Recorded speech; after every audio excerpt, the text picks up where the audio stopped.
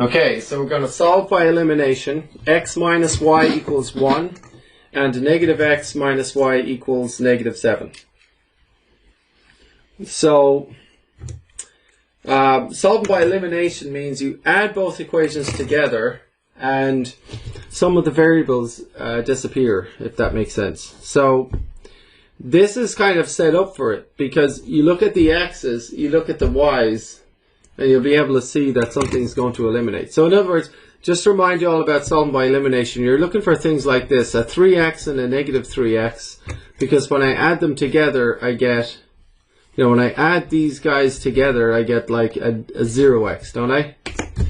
Or if I had a negative 5y and a positive 5y, if I added these together, what would I get?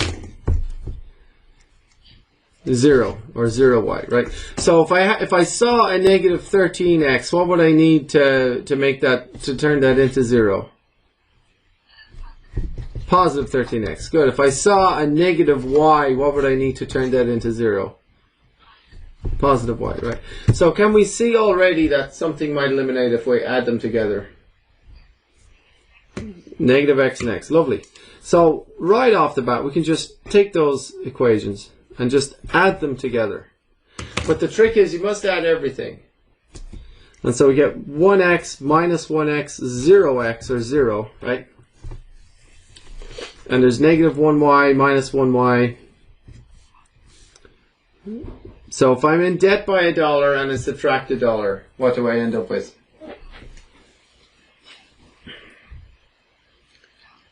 Right, $2 in debt. That's a negative 2y equals. And then 1 minus 7, negative 6. Good. So that becomes negative 2y equals negative 6. So to get y on its own, we need to divide by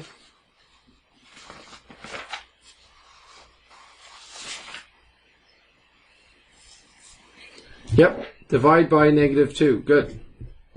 That's correct. Divide by negative 2. Because the negative over negative makes plus. The 2 over 2 makes 1. That becomes a plus 1y. So that is correct. You divide by negative 2. Good. So you get y equals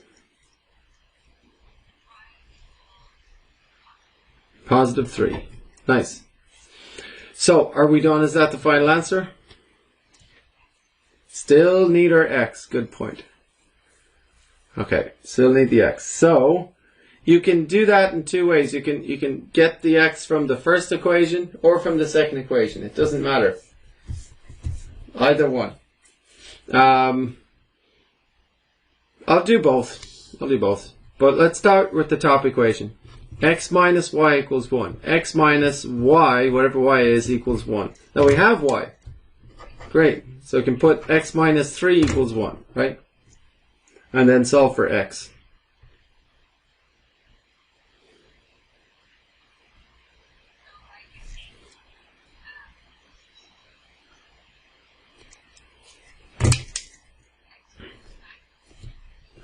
You'd add 3.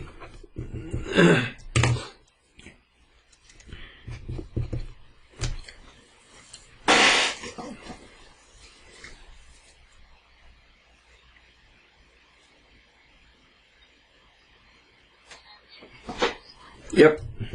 Good. And if I had chosen the other one, it was negative x minus y equals negative 7. And we know y is 3, so plug that in there. Negative x minus 3 equals negative 7, right? And so solve this one for x. See if you get the same thing. Take your time.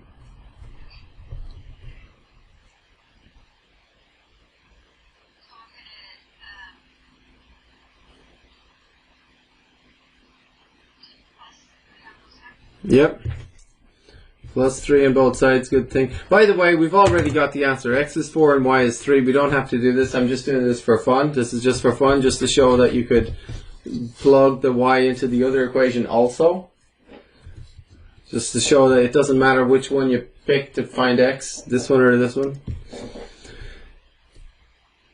So we get negative x equals Nope. Negative 4.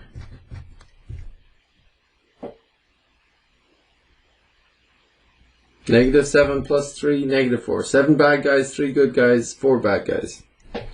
So we have negative x, but we want x. How do you turn a negative x into an x? Don't divide by 1, divide by negative 1. Good. Divide both sides by negative 1. And so negative x over negative 1 makes plus 1x, or just x. And negative 4 over negative 1 makes not 3. It makes what? You're dividing. Positive 4. Yep. So whether we plugged it into the top equation or the bottom, we still got x equals 4, right? Alright, so the answer is x is 4, y is 3, so you could write it as x, y, the point x, y equals, x is 4, y is 3, right?